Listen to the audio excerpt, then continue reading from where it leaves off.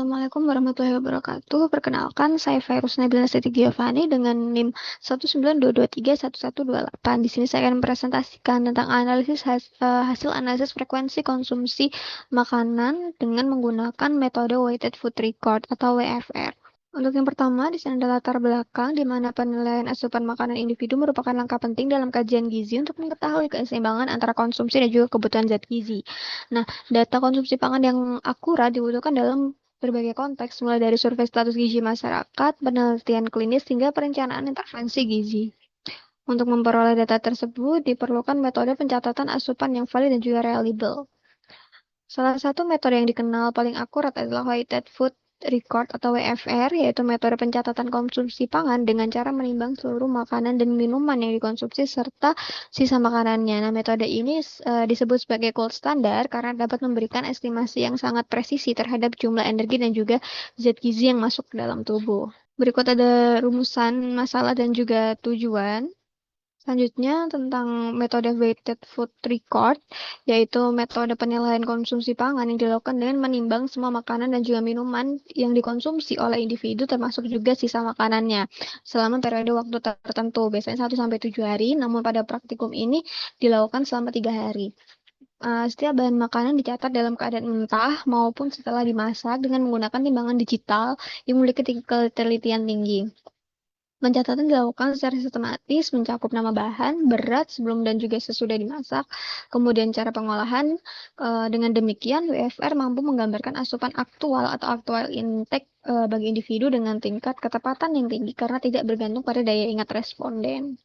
Selanjutnya di sini ada identitas responden dengan inisial EPKR, berjenis kelamin perempuan, tanggal lahir 15 Mei 2005, yang saat ini berusia 20 tahun dengan berat badan 56 dan juga tinggi 157. Untuk tanggal pelaksanaan dari food record sendiri pada Rabu 15 Oktober, kemudian 17 Oktober dan juga Minggu 19 Oktober untuk interviewernya saya sendiri. Berikut adalah data food record dari responden yang di sini responden menggambarkan bahwa asupannya cukup beragam dilihat dari beragamnya bahan makanan yang dituliskan di dalam tabel. Selanjutnya di sini merupakan perhitungan asupan food record dari responden, di mana data asupan gizi dikumpulkan dengan metode WFR selama 3 hari. Kemudian untuk semua makanan dan juga minuman termasuk sisanya juga ditimbang menggunakan timbangan digital, kemudian beratnya dikonversi menjadi kandungan gizi berdasarkan tabel TKPI, kemudian asupan energi, mikronutrien juga makronutriennya dihitung lalu dibandingkan dengan AKG sesuai umur dan juga jenis kelamin responden. Selanjutnya di sini ada analisis kecukupan energi untuk responden dengan untuk berat badan 56 dan juga 157 didapatkan IMT 22,7, kemudian dengan BMR-nya didapatkan hasil akhir 1381,2 kilokalori, kemudian untuk SDA didapatkan hasil akhir 138,12 kilokalori per hari, kemudian untuk energi aktivitas fisiknya didapatkan hasil akhir 2354,9 kilokalori per hari. Berikut merupakan analisis kecukupan energi responden untuk energi menurut AKG dengan perempuan usia 19 sampai 29 tahun yaitu 2250. Kemudian untuk dari responden sendiri memiliki energi intake sebanyak 1019 sehingga didapatkan perseroan WNPG 45,29% yang di sini dikategorikan sebagai defisit berat karena berada di bawah rentang 70%. Selanjutnya untuk Goldberg cutoff dengan energi indeks 1019 kilokalori dan juga BMR 1381,2 didapatkan Goldberg cutoff-nya 0,74 yang di sini masih termasuk under reporting karena di bawah 1,1. Selanjutnya, di sini ada analisis kecukupan energi responden untuk asupan makronutriennya sendiri. Untuk karbohidrat dengan total asupan 148, di sini untuk persen pemenuhannya sendiri 41,10% yang masih dikategorikan kurang. Kemudian untuk protein dengan total asupan 65,7 dengan persen pemenuhan 109,46%, di sini sudah termasuk mencukupi. Selanjutnya untuk lemak dengan total asupan 41,7 dengan persen pemenuhan 64,22%, di sini masih dikategorikan sebagai kurang. Selanjutnya Selanjutnya untuk mikronutriennya, untuk zat besi dengan asupan 7,4 untuk persen pemenuhannya 40,94 di sini masih dikategorikan kurang. Kemudian untuk zinc 88,4 untuk persen pemenuhannya sudah 104,47 yang termasuk mencukupi. Selanjutnya untuk kalsium untuk total asupannya 279 dengan persen pemenuhannya 27,88% yang termasuk kurang. Kemudian untuk natriumnya di sini total asupannya 437,7 untuk persen pemenuhannya 29,18%. Di sini dikategorikan tidak melebihi. Kemudian untuk vitamin A dengan total asupan 368 untuk persen pemenuhannya sendiri 61,39% masih dikategorikan kurang. Selanjutnya untuk vitamin C di sini total asupannya 201,2 untuk persen pemenuhannya sendiri 268,21% yang sudah dikategorikan sebagai mencukupi. Selanjutnya di sini merupakan hasil dari asupan gizi kelompok, di mana hasil ini merupakan uh, analisis yang menunjukkan rata-rata asupan energi kelompok yang hanya 1082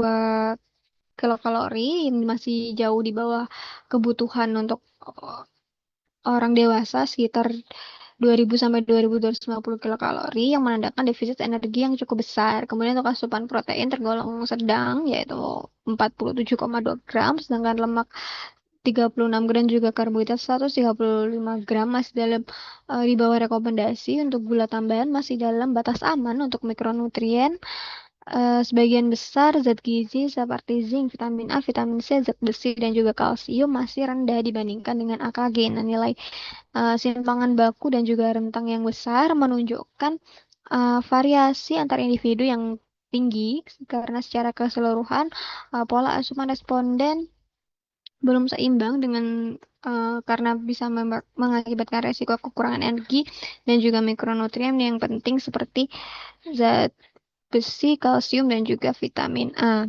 Nah, di sini untuk rata-rata dari makronutrien energi yaitu 1082, kemudian untuk protein 47,2, untuk lemak 36, karbohidrat 135,3, untuk gula 15,9, untuk zinc 4, kemudian untuk vitamin A 297, vitamin C 36,3, kemudian zat besi 9,9, kemudian natrium 707,2, kemudian kalsiumnya 207. Untuk standar deviasi, untuk energi 379,2, untuk protein 15,7, untuk lemak 14,8, kemudian karbohidrat 35,5, untuk gula 10,7, zinc 2,2, vitamin A 418,6, kemudian vitamin C 48,8, untuk zat besi 10,6, selanjutnya untuk natrium 437,5 dan kalsium 183,1. Untuk range di sini untuk energi didapatkan range 1475, untuk protein 53,1, untuk lemak 60,8, kemudian karbohidrat 132, kemudian gula 36,8, untuk zinc 6,8, vitamin A 1699, kemudian vitamin C vitamin C 198,8, untuk zat besi 42,4, selanjutnya untuk natrium 1635,8, untuk kalsiumnya 781. Di sini adalah analisis kecukupan energi responden, di mana di sini saya bandingkan antara kecukupan energi individu dari PKR yaitu 1018 kilokalori termasuk 45,29%. Ini masih rendah karena di bawah AKG, namun sedikit lebih tinggi dari kelompok perempuan dan juga lebih rendah dari kelompok laki-laki. Untuk asupan protein, responden PKR tergolong tinggi dengan persentase 109,46%, menunjukkan konsumsi untuk lauk hewani yang baik, sementara lemak 64,22% dan juga karbohidrat 41,10% di sini masih kategorikan sebagai defisit. Kemudian pada mikronutrien, PKR menonjol pada zinc, yaitu 104,47% dan juga vitamin C sebesar 268,21%. Namun untuk zat besi, kalsium, dan juga natrium tetap rendah. Nah, secara umum keseluruhan kelompok mengalami defisit energi dan juga zat gizi. Dengan PKR sendiri memiliki keunggulan pada protein dan juga zat gizi seperti zinc.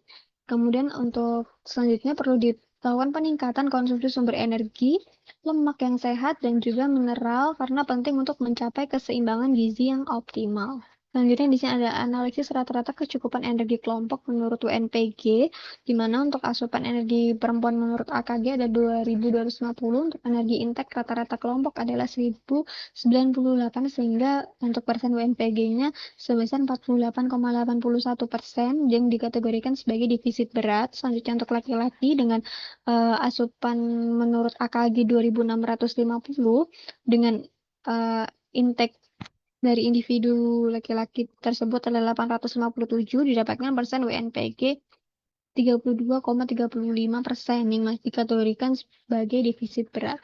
Di sini ada analisis untuk makronutrien kelompok, di mana sebagian besar responden mengalami defisit energi, karbohidrat, dan juga lemak, dengan tingkat kecukupan energi hanya 48,81% untuk perempuan dan 32,35% untuk laki-laki.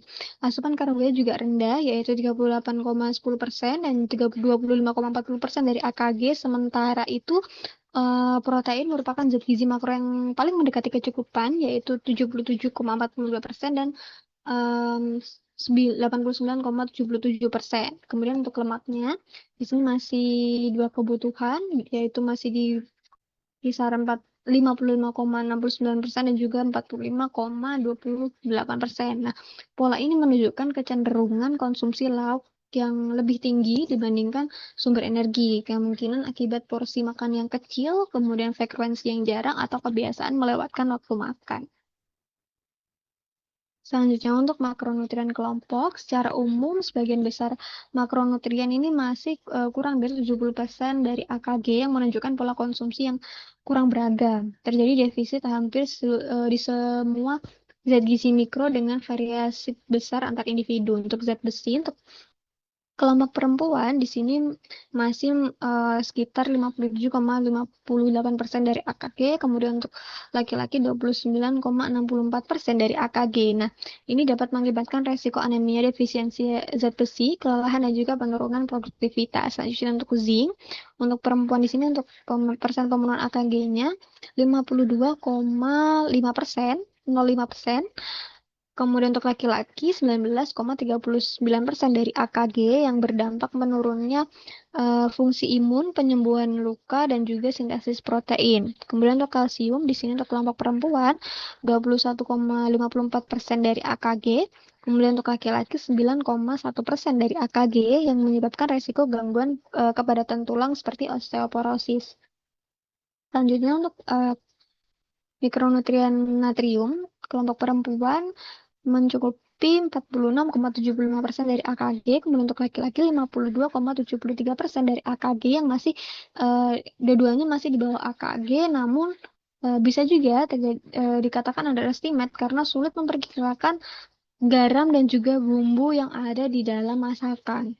Nah, selanjutnya untuk vitamin A untuk perempuan di sini mencukupi 48,64% dari AKG, kemudian untuk laki-laki mencukupi 57,99% dari AKG. Nah, kekurangan vitamin A ini dapat menyebabkan gangguan penglihatan dan juga penurunan imunitas. Selanjutnya untuk terakhir yaitu vitamin C. Untuk kelompok perempuan di sini mencukupi 50,97% dari AKG, kemudian untuk laki-laki 9,59% dari AKG. Nah, variasi besar antar individu dan juga rendahnya konsumsi buah yang segar ini menyebabkan rendahnya kecukupan daripada kedua kelompok. Nah, dampak dari kekurangan vitamin C yaitu adanya penurunan daya tahan tubuh. Selanjutnya ada kelebihan dan juga kekurangan weighted food record atau WFR. Untuk kelebihannya sendiri memiliki akurasi yang tinggi, minim bias diingatan, kemudian data rinci dan komprehensif, kemudian dikatakan gold standar penilaian konsumsi karena dinilai lebih akurat daripada metode yang lain. Kemudian untuk kekurangan dari metode weighted food record sendiri, yaitu memiliki beban tinggi bagi responden juga peneliti, kemudian adanya reactivity bias, di mana responden mungkin mengubah pola makannya karena sadar sedang diamati. Kemudian adanya kebutuhan sumber daya yang besar, di mana memerlukan waktu, biaya, dan juga tenaga. Kemudian terjadi adanya potensi kesalahan pencatatan, di mana jika responden ini tidak menimbang dengan benar, itu dapat mempengaruhi penilaian terhadap asupan gizi dari responden tersebut. Kemudian juga kekurangan dari weighted food record ini yaitu keterbatasan penggunaan, di mana metode ini lebih cocok untuk penelitian kecil dengan pengawasan yang ketat dan responden yang memiliki motivasi tinggi. Kesimpulan, di mana metode weighted food record atau WFR merupakan salah satu metode penilaian konsumsi pangan yang memiliki tingkat akurasi tinggi karena dilakukan melalui penimbangan langsung makanan sebelum dan juga sesudah dikonsumsi.